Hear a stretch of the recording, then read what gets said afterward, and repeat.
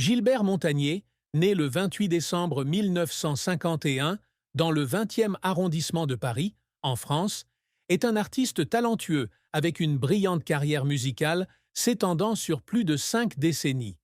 À 73 ans, en 2025, il est connu non seulement pour des tubes comme The Fool, On va s'aimer ou Les Sunlights des Tropiques, mais aussi pour l'histoire de vie inspirante d'un homme aveugle depuis l'enfance. Cependant, derrière les lumières de la scène et son sourire optimiste, Gilbert porte une profonde tristesse, dont la plus grande est probablement la perte de sa famille et la douleur causée par des événements personnels incontrôlables. La première et la plus profonde tristesse de Gilbert provenait de sa propre naissance. Né prématurément au 6e mois de grossesse et pesant seulement 950 grammes, il a été placé en couveuse à son domicile de la rue de Pyrénées, à Paris. Une erreur médicale, trop d'oxygène dans l'incubateur, a provoqué des rétinopathies qui lui ont laissé une perte de vision permanente. Je ne suis pas né aveugle, mais j'ai perdu la vue très jeune, a-t-il confié lors d'une interview avec Gala en 2023. Cette tristesse n'était pas seulement une perte physique, mais aussi le sentiment d'être privé d'une partie du monde qu'il n'a jamais pu découvrir. Bien qu'il ait toujours affirmé que la cécité n'était pas un obstacle, il a confié au fond de lui à Ici Paris 2024. Il y a des jours où je me demande à quoi ressemblerait la vie si je pouvais voir ma mère, mes enfants ou simplement le soleil.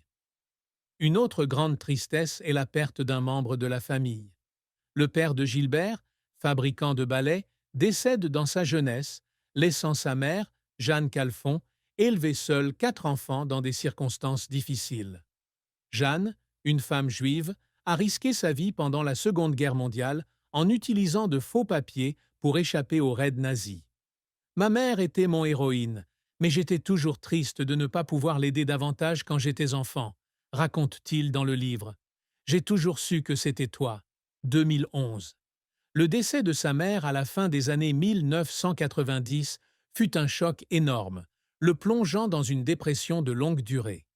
Je pleurais tous les soirs, non pas parce que je n'avais plus personne, mais parce que j'avais l'impression de ne pas lui avoir dit assez de mots d'amour, confiait-il à Pure People en 2022.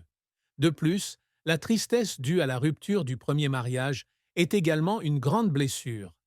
Gilbert a épousé Maureen Byrne en 1975 à Miami, aux États-Unis, et a eu 2 fils, Eric et Nicolas. Cependant, ce mariage a pris fin en 1993 après 18 ans de vie commune, le laissant avec un sentiment d'échec et de remords. Quand vous perdez une famille que vous avez travaillé si dur à construire, c'est une douleur indescriptible, a-t-il déclaré à Jordan Deluxe sur C8 en novembre 2024. Le plus grand chagrin de Gilbert n'est donc pas seulement un événement spécifique, mais une combinaison de pertes, de sa vue, de ses proches, aux relations qu'il chérissait autrefois. La carrière de Gilbert Montagné est une symphonie de notes aiguës brillantes et de notes graves difficiles. D'un garçon aveugle jouant du piano dans des écoles spécialisées à Paris à une star internationale, son parcours témoigne de son talent, de sa persévérance et même de ses larmes versées suite à des efforts constants. Le premier grand succès de Gilbert est arrivé en 1971 avec la chanson The Fool. Enregistrée à Londres avec des artistes ayant travaillé avec Joe Cocker et Elvis Presley, la chanson est devenue numéro 1 dans 12 pays, de la France, la Belgique, l'Italie jusqu'en Amérique du Sud, se vendant à des millions d'exemplaires. Quand j'ai entendu Le Fou pour la première fois à la radio, je n'arrivais pas à croire que c'était moi. J'ai pleuré de joie, confiait-il à Téléstar en 2020. À 20 ans, il avait déjà marqué l'histoire de la musique mondiale, un exploit rare pour un jeune artiste aveugle issu d'une famille modeste. Les années 1980 furent l'âge d'or de Gilbert en France.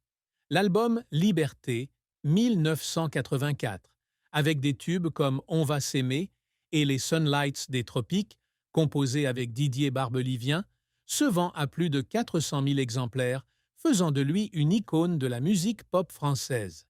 Il s'est également fait connaître grâce à ses prestations avec Johnny Hallyday au Pavillon de Paris en 1979, où il a joué du piano pendant un set rock'n'roll de 20 minutes.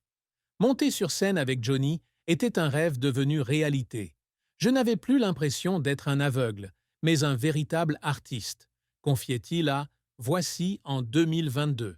Ses tournées internationales, des États-Unis au Canada en passant par la Chine, et ses collaborations avec Kool and the Gang ont consolidé son statut d'artiste mondial.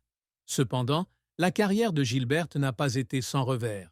Après le succès de The Fool, il a dû faire face à une forte pression de la part de l'industrie musicale. Son album suivant, Hideaway, 1971, ne répond